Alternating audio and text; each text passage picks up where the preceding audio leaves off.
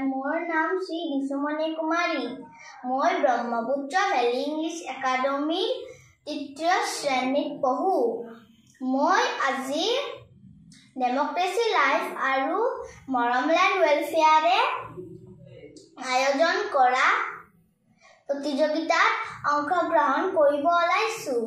মই আজি ৰূপকোঁৱৰ জ্যোতিপ্ৰসাদ আগৰৱালাদেৱৰ ৰচিত কবিতা এটি আবৃত্তি কৰিব ওলাইছোঁ। কবিতাৰ শিৰোনাম অকণমানি প্ৰাৰ্থনা। কিবা ভুল হ'লে ক্ষমা কৰি দিয়ে যে। পোহৰ দিয়া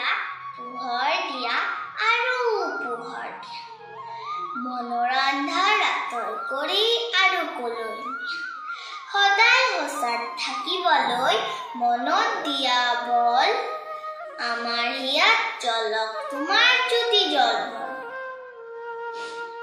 সুন্দৰ তুমি য'তেই আছা আমাক মৰম দিবা, সোণপতি বেলিৰ আঁৰত হাঁহি থাকিবা।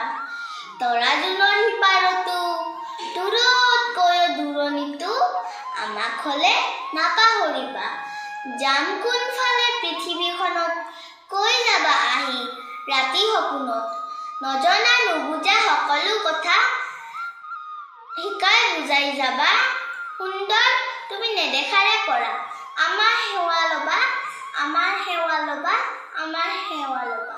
ধন্যবাদ।